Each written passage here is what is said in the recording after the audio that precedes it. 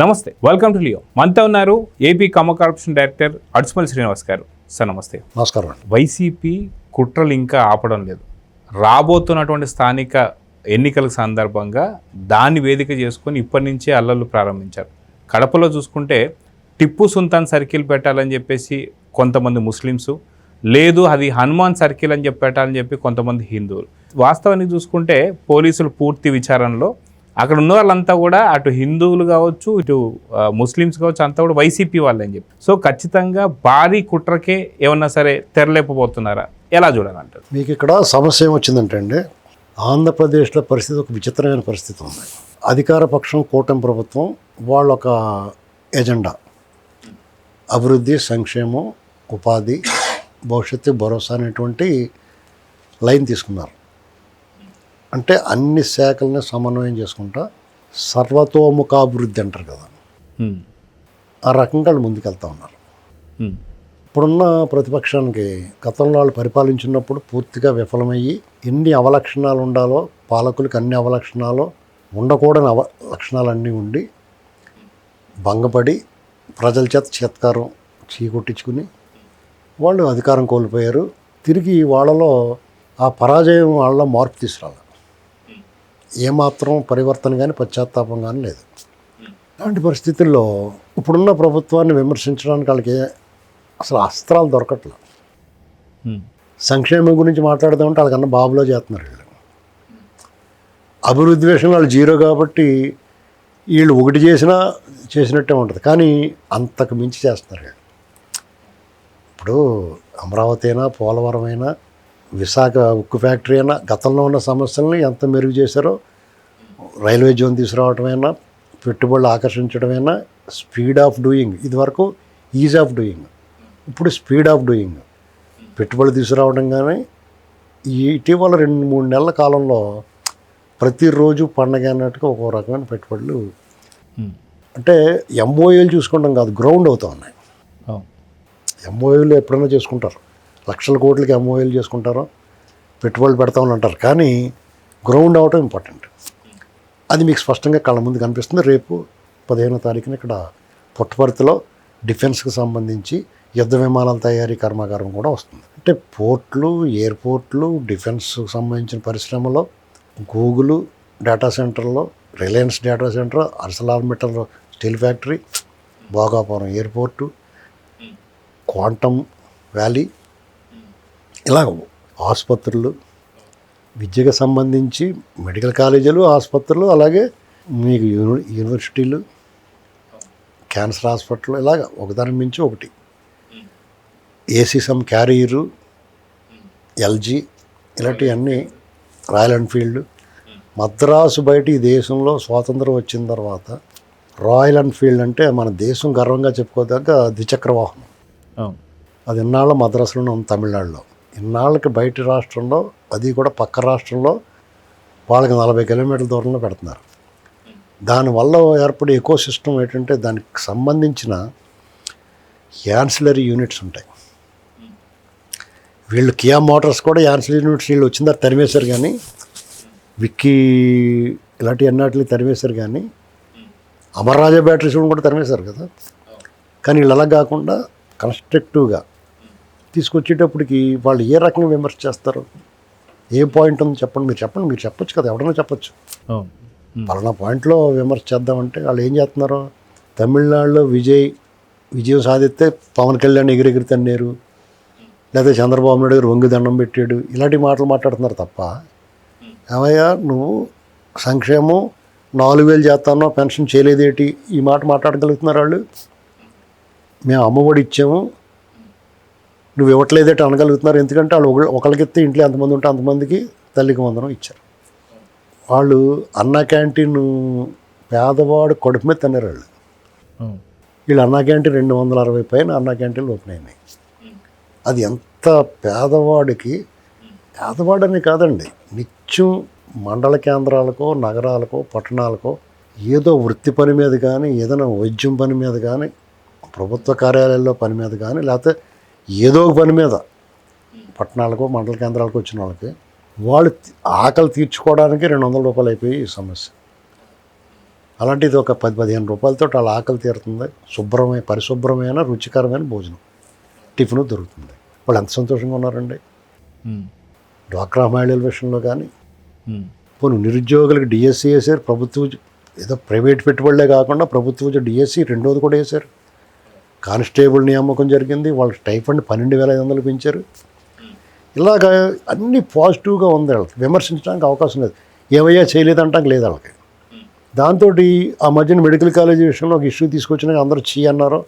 1,000,000 సంతకాలు అని చెప్పేసి 1,00,000 సంతకాలు కూడా పెట్టించలేకపోయారు. 2 చేతులతో పెట్టినా వాళ్ళ చేతుల్లో నొప్పి వచ్చినాయి కానీ పెట్టలేకపోయారు. ఇలాగనమాట. దాంతో వాళ్ళు ఏం చేస్తున్నారు, ఏదో ఒక ప్రాబ్లం సృష్టించాలి. లా అండ్ ఆర్డర్ ప్రాబ్లం, ప్రజల్లో ఒక రకమైన అభద్రత. అది మొదటి నుంచి అదే పని మీద ఉన్నారు. తిరుపతిలో తొక్కిసలాటైనా, లేకపోతే అభూత కల్పనలు మాట్లాడటమైనా, అసత్య ప్రచారాలు చేయటమైనా, పరకామానికి సంబంధించి ఒక ఆఫీసర్ని హత్య చేయటమైనా, ఏదో విగ్రహం ఒక శిల్పి వాడు చెక్కుని అది సరిగ్గా లేదని వదిలేసిపోయాడు. దానికి ప్రభుత్వానికి అంటే, లేకపోతే పాస్టర్ గారు చనిపోతే ప్రభుత్వం చంపేసిందని ఏదో రకం. మీకు ఎలా ఉంటుందంటే అండి, ఎవరి జీవితం వాళ్ళు జీవిస్తూ ఉంటారు, ఎవరి మతాన్ని వాళ్ళు ఆచరిస్తూ ఉంటారు. కులము మతము అనేటువంటిది ప్రాంతం, ఈ 3 ఒక సెన్సిటివ్ మ్యాటర్స్. ప్రజల్లో ఒక భావోద్వేగాలకు సంబంధించిన విషయాలు. ఒక్కొక్కసారి ప్రాంతానికి సంబంధించిన దానికి సీరియస్ అవుద్ది, ఒక్కొక్కసారి కుల ఘర్షణలు అనేటువంటివి సీరియస్ అవుతాయి, ఒక్కొక్కసారి మతం. ఇది అల్టిమేట్. మతం అనేటువంటిది విస్తృతమైన పరిధి. కులం ప్రాంతం కొంత పరిధి తక్కువ ఉంటుంది. ప్రాంతం కూడా అనుకోండి, ఒక ప్రాంతానికి సంబంధించిన సమస్య అది. కులం కూడా ఒక కులం పర్టికులర్. కానీ మతం అనేటువంటిది విస్తృతమైంది. వీళ్ళు అన్ని రకాలు వాడతారు. కులము వాడారు, పని జరగల. మొన్న ఇటీవల కాలం కులం కూడా వాడారు కదా, ప్రాంతం కూడా వాడారు. అందరూ అంటున్నారు. ఎందుకంటే వీళ్ళు అభివృద్ధి వికేంద్రీకరణలో వెళ్తున్నారు కాబట్టి ప్రాంతాల గురించి మాట్లాడే ఛాన్స్ ఉంటుందా. అమరావతి దోచిపెడుతున్నారు అన్నారు, తర్వాత మళ్ళీ అమరావతిలో ఏమీ చేయట్లేదన్నారు. అమరావతి వల్ల మన రాష్ట్రాన్ని నష్టపోతుంది, మా కష్టం అమరావతి పెడుతున్నారన్నారు. కానీ అమరావతిలో గజం 50,000 నాళ్ళే చెప్తున్నారు. అంటే అమరావతిలో రైతులు ఇచ్చిన భూములు వాళ్ళకి ప్లాట్లు ఇవ్వగా మిగిలిన భూమి 2 లక్షల కోట్లు వస్తుంది వాళ్ళు చెప్పిన రేటు ప్రకారమే. అటువంటిప్పుడు ఈ రాష్ట్రానికి గ్రోత్ ఇంజిన్ కదా అది. ₹1 బయటికి తీసుకోకలేదు కదా, వాళ్ళే సెల్ఫ్ సస్టైన్ ప్రాజెక్ట్ కదా. అన్ని రకాల సౌకర్యాలు హంగులతో ఒక నగరం ఏర్పడుతుంటే చూడలేక ఆత్మగౌరవం సంబంధించి మనదే అనుకున్న భావన లేదు. వీళ్ళు తమిళనాడు రాజకీయాలతో పోల్చే సన్నాసులు తమిళనాడులో ఆ పాలక ప్రతిపక్షాలు ఎలా కలిసిపోయి పనిచేసుకుంటున్నాయి. ఆ ఆలోచన ఎలాగైనా ఉందా? రాష్ట్రంలో అమరావతి శంకుస్థాపన నేను రాను, నాకు కౌరంపకండి అంటాడు. ఏదో నాకు మంచి జరుగుతుంటే కళ్ళు మూసుకుంటాడు చూడలేక. ఒక అభినందన చెప్పడానికి నోరు రాదు. దొంగల దగ్గరికి చైన్ స్నాచర్స్ గంజాయి బ్యాచ్ని పరామర్శకు వెళ్తాడో, జోదర్లకి బెట్టింగ్ గ్యాంగుల్ని వాళ్ళు చనిపోతే వాళ్ళు పరామర్శకు వెళ్ళి ఇరణంలో వస్తాడు. ఇలాంటి పరిస్థితుల్లో వాళ్ళకి ఏదో ఒకటి కావాలి, ఒక అశాంతి కావాలి. వాళ్ళు చేసిన తప్పులు ప్రభుత్వం వాళ్ళని వదిలిపెట్టలా, ఉపేక్షించలా. చట్టానికి అప్పచెప్పింది అందంగా, చట్టం తన పని తను చేసుకోమంటుంది. వాళ్ళు చేసిన అరాచకానికి సాధారణంగా తిరిగి వచ్చిన ప్రభుత్వం ఎలా ఉండాలంటే, వాళ్ళు తమిళనాడుతో పోలుస్తున్నారు కదా, తమిళనాడుతో పోల్చినప్పుడు ఎలా ఉండాలి? జయలలిత గారు, కరుణానిధి పరిస్థితి ఎలా ఉంది, అలా ఉండాలి కదా. కానీ వీళ్ళు అలా లేరు. అంటే వాళ్ళకన్నా కరెక్ట్గానే ఉన్నారు కదా, ఆలోచనతో, వివేకంతో, విజ్ఞానంతో ఆలోచిస్తున్నారు కదా. వాళ్ళని కూటమికి సంబంధించిన కార్యకర్తలు, సాధారణ ప్రజలు కూడా ఏమనుకుంటున్నారు, వాళ్ళని ఎందుకు వదిలేస్తున్నారు మీరు, వాళ్ళు అలా నోటుకొచ్చినట్టు మాట్లాడుతున్నారు, లేదా వాళ్ళు ఇంత అరాచకం చేశారు, ఇంత సొమ్ము దోచుకున్నారు, వాళ్ళు మీరు ఎందుకు వదిలేస్తున్నారు అనేటువంటి ప్రశ్న వీళ్ళకే ఎదురవుతుంది. దానికి వాళ్ళు చాలా కన్విన్స్ చేసే విధంగా మేము చట్టానికి అప్పచెప్పాం, మా కక్షా రాజకీయాలు చెయ్యం మేము, వాళ్ళు నన్ను అరెస్ట్ చేశారని చెప్పి నేను అతని మీద సరైన ఆధారాలు, ప్రూఫ్స్ లేకుండా తీరిగ్గా అప్పటికప్పుడు అరెస్ట్ చేసి తర్వాత ఆధారాలు వెతకం, కంప్లీట్గా అన్ని బొక్కలు మూసి కంప్లీట్ ఫైల్తో అతన్ని ఫైల్ చేస్తాం, బుక్ చేస్తాం అనేటువంటి మాట చెప్తున్నారు. అతనైనా ఎవరినైనా ఏమాత్రం అవకతవకగా తీసుకెళ్ళి కూర్చోబెడితే మన్నాడు బయటకు వచ్చేసి నేను హీరోలు నేనేం తప్పు చేయలేదు. రోజా అప్పుడు ఏమంటుంది, నేనేం తప్పు చేయలేదు కాబట్టి నన్ను అరెస్ట్ చేయండి అంటుంది కదా. ఆవిడ ఎక్కువ మాట్లాడుతుంది, పైగా చాలా ఎక్కువ మాట్లాడు. ఆవిడైనా పేరు నానైనా జోగి రమేష్ అయినా జగన్మోహన్ రెడ్డి అయినా సరే అలాగే అతను మాట్లాడతలేదు తెలుసు, ఎక్కువ మాట్లాడితే లోపలేస్తారండి. అతను తెలివిగా ఊరుకుని అంబర్ రాంబాబు ఇలాంటి వాళ్ళ చేత మాట్లాడిస్తున్నాడు. చాలామంది నోరు మూసి కూర్చున్నారు. ఎందుకు కూర్చున్నారు అలాగా? వాళ్ళ కేటర్ ఎంత ఉంది, వాళ్ళు ఎంతమంది నాయకులు ఉన్నారు, ఎంతమంది మంత్రులు చేశారు, వాళ్ళందరూ ఎంత నోరు మూసుకున్నారు, ఒక గుప్పుడు మంది ఎందుకు మాట్లాడుతున్నారు? గుప్పుడు మంది అంటే 5-6 అవును. ఇది అందరికీ అర్థమవుతుంది ప్రజలకి. కానీ ప్రజల్లో ఒక అసహనం ఏంటంటే వీళ్ళు ఎందుకు వదిలేశారు. వాళ్ళు మాట్లాడినప్పుడు వాళ్ళు కంపరం వచ్చేస్తారు. వాళ్ళ స్వరం విన్నప్పుడు వీళ్ళు కంపరం వస్తూ ఉంటుంది. ఎందుకంటే వాళ్ళని తీవ్రంగా వ్యతిరేకించి చాలా ఆగ్రహంతో ఓడించారు వాళ్ళు. వాళ్ళు దబ్బిడి మీద ఈ సీట్లు పోయి దెబ్బలు తింటే చూడాలని కోరుకున్నారు వాళ్ళు. ఎందుకంటే వాళ్ళు చేసిన అరాచకాలు అలాంటి ప్రతి ఒక్కరిని వేధించారు వాళ్ళు. వీళ్ళు ఆ పని చేయలేదని బాధ ఉంది ప్రజలకి. అయినా సరే వీళ్ళు ఎందుకు ఊరుకున్నారు అనేటువంటిది వాళ్ళకి మాత్రమే తెలుసు. ఎందుకంటే వాళ్ళ మీద సరైన పూర్తి స్థాయి విచారణ జరిపి అన్ని విధాలా బుక్ చేయకుండా వాళ్ళని లోపల పెడితే 10 రోజులకి 20 రోజులకి నెలలకు బెయిల్ వస్తుంది. తర్వాత మేము హీరోలమని తిరుగుతారు. వాళ్ళకున్న ఆర్థిక బలం, దొంగిలించిన సొమ్ము ఇబ్బడముబ్బడిగా ఉంది. దాంతో ఏ వ్యవస్థనైనా కొనేసుకుంటున్నారు. విచారణకు హాజరవ్వకుండా బయట తిరుగుతున్నారు. ఇవన్నీ ఆలోచించి ఒక్కసారి లోపలికి వెళ్తే బయట రాకుండా పెడతారు. చూడండి, కొంతమంది లోపల పోయారు మద్యం స్కామ్లో, ఇంకా పోతారు. వాళ్ళు బెయిల్ బై డిఫాల్ట్ బెయిల్ వస్తే ఇదంతా తూచ్ అని చెప్పి మళ్ళీ లోపల వేస్తారు. వాళ్ళు ఇంకా సుప్రీంకోర్టు దాకా పోయారు. అక్కడి నుంచి అక్షంతలు ఎంచి బయటకు వచ్చి లోపల పోతారు. ఇలాగనమాట. కాబట్టి వాళ్ళు సహజంగానే ఇవన్నీ వాళ్ళకి వర్కౌట్ అవ్వట్లా. వాళ్ళకి అభ్యాసం అలవాటైన పురాతనమైన విధానం ఏంటంటే మత కల్లోలాలు. అది రాజశేఖర రెడ్డి గారి దగ్గర నుంచి వాళ్ళకి ఆనవాయితీ. గతంలో ఇతందా పార్టీ కాంగ్రెస్ ప్రభుత్వమే ఉంటే ఉమ్మడి రాష్ట్రంలో చెన్నారెడ్డి గారు ముఖ్యమంత్రిగా ఉన్నప్పుడు సడన్గా హైదరాబాదులో మత కల్లోలాలు చెలరేగినాయి. హిందూ దేవాలయాల ముందు గోమాంసము, మసీదుల ముందు పంది మాంసము పడేసేవారు.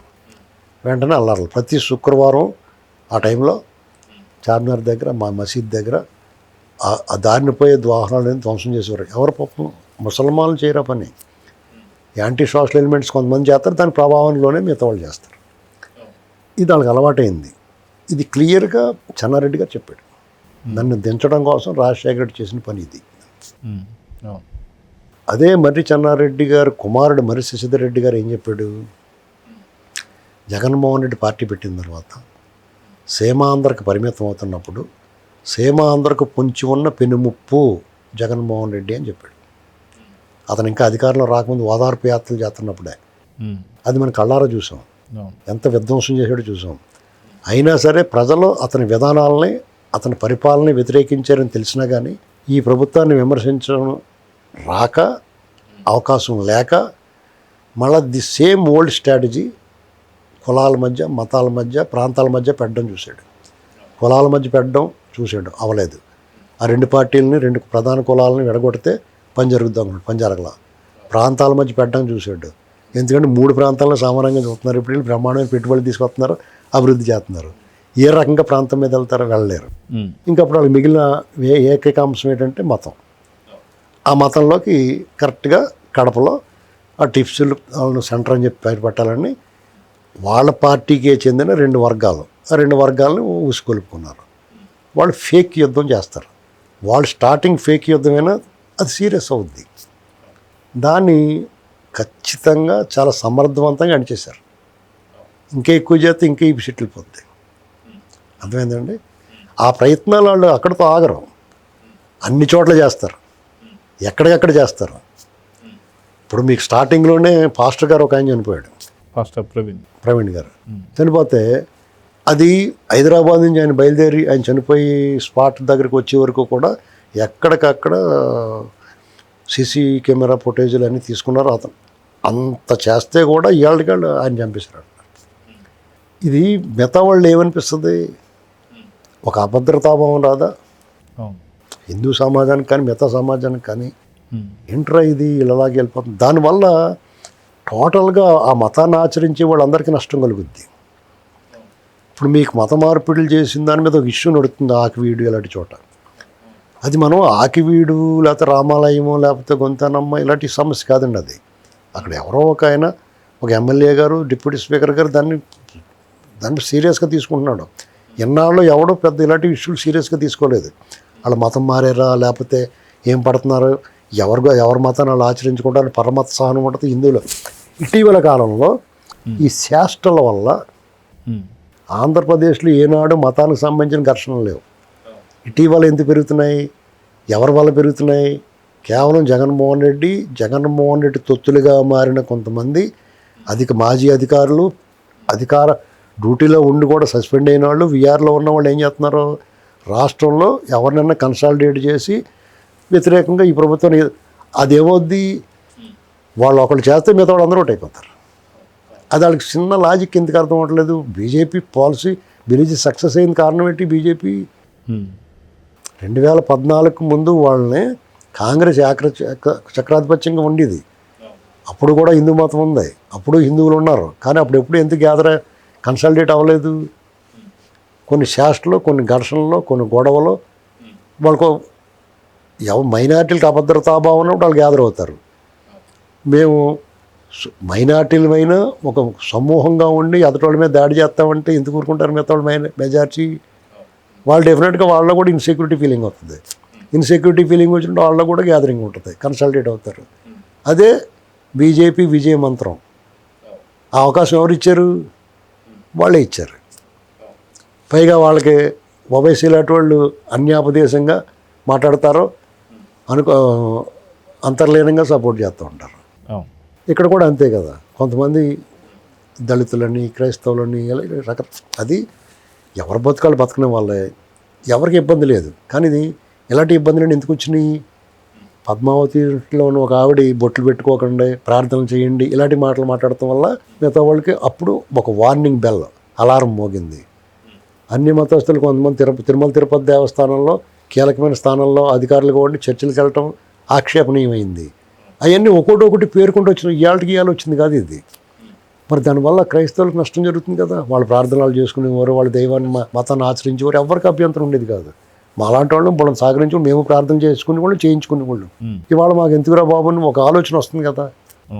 ఇది ఎవరు చేస్తున్నారు, దేనివల్ల చేస్తున్నారు? వాళ్ళలో కొంతమంది స్వార్థపరులు జగన్మోహన్ రెడ్డి లాంటి దొంగలకి సపోర్ట్ చేయడం వల్ల ఒక ముద్ర పడిపోయింది. వీళ్ళంతా జగన్మోహన్ రెడ్డి మనుషులు అనేటువంటి ముద్ర పడకూడదు. ఒక అరాచకవాదికి మీరు మద్దతుగా నిలుస్తున్నారనేటువంటిది మీకు మైనస్. మీరు అతను రక్షకుడిగా అనుకోకూడదు. అర్థమైందండి? మీకు రక్షకులు ఎవరంటే ఎవరైతే మైనారిటీలు ఉన్నారో వాళ్ళకి రక్షకులు మెజారిటీ వాళ్ళే. మెజారిటీ అభిప్రాయాలు, మనోభావాలు గౌరవిస్తే మీకు ప్రత్యేకించి ఒక రక్షకుడు అవసరం లేదు. అర్థమైందండి? వెరీ సింపుల్ ఇది. అది వాళ్ళు చాలామందికి తెలుసు. అది ఇప్పుడు అక్కడ అలాగే మనకు హిందూ ముస్లిం గొడవలు ఎప్పుడన్నా ఉన్నాయి మనకి. ఇది సృష్టించబడినది. దాన్ని చంద్రబాబు నాయుడు గారు ఉక్కుపాదం దాన్ని చేస్తాడు. చంద్రబాబు నాయుడు గారి పరిపాలనలో ఇటువంటి వాటికి అవకాశమే ఉండదు. ఎందుకంటే ఫ్యాక్షన్ని, రౌడీల్ని, ఇటువంటి సెటిల్మెంట్లని మొత్తం తోలు తీసి అండేస్తాడు ఆయన. దానికి అంత కష్టమేం కాదు. కాబట్టి వీళ్ళు టిప్పు సుల్తాన్ పేరు పెట్టాలని అర్జెంటుగా వచ్చేసారు. ఇప్పుడు అంత అవసరమేంటి? ఇప్పుడు మీ కొంపలో అర్జెంటుగా పేరు పెడితే మీకు ఏమైనా జీవితాలు మారిపోతాయా? పేరు పెట్టకపోతే మీకేమైనా నష్టమా? కాబట్టి ఇవన్నీ ఇక్కడ ప్రాంతాలకి, కులాలకి, మతాలకు అతీతంగా ఆంధ్రప్రదేశ్ని కనీసం 10 ఏళ్ల పాటు మనం కాపాడుకోవాలి. ఇది నీ కోసమో నా కోసమో కాదు, మీరేం చేసినా జగన్ కోసం చేసినట్టు అవుద్ది. ఇది ఇప్పుడు క్రైస్తవం ప్రకారమే చూడండి. యేసుప్రభు ఏం చెప్తాడు? మీకోసం, మీ పిల్లల కోసం ఆడమంటారా బాబు అని చెప్తాడు. అంతేగాని మీరు మీ జీవితం బాగుపడడం కోసం, ఎవడైతే మీ జీవితాలు బాగుంటాయో, ఎవడైతే మీ అభివృద్ధి, మీకు ఉపాధి కల్పిస్తాడో, మీ భవిష్యత్తుకు భరోసా ఇస్తాడో వాళ్ళకి ఇబ్బంది కలిగించకుండా ఉండాలి. ఎవడైతే మీ జీవితాన్ని నాశనం చేసాడో, మిమ్మల్ని ఎవడైతే పావులుగా వాడుకుంటున్నాడో, ఎవడైతే లక్షల కోట్లు సంపాదించి దుబ్బు తినేసి మీకు విషాన్ని మద్యం రూపంలో పంచిపెట్టాడో వాడికి మద్దతుగా ఉంటే ఎవరికి నష్టం? కాబట్టి అలాంటివన్నీ కూడా మనం హైలైట్ చేయాల్సిన అవసరం లేదండి. ఈ ప్రభుత్వం చాలా కఠినంగా వ్యవహరిస్తుంది, అది గుర్తుపెట్టుకోవాలి. సో చూద్దాం సార్, ఖచ్చితంగా మతాల మధ్య, కులాల మధ్య, ప్రాంతాల మధ్య ఎంత చిచ్చులు పెట్టినా సరే అయ్యే పని కదని అయితే ఇప్పుడు ఆంధ్రప్రదేశ్ ప్రజలు కూడా తీర్పు చెప్పేశారు. సో రానున్న కాలంలో ఏం చేస్తారో చూద్దాం. మరి నమస్తే సార్. నమస్తే. Please subscribe to Leo News for more videos.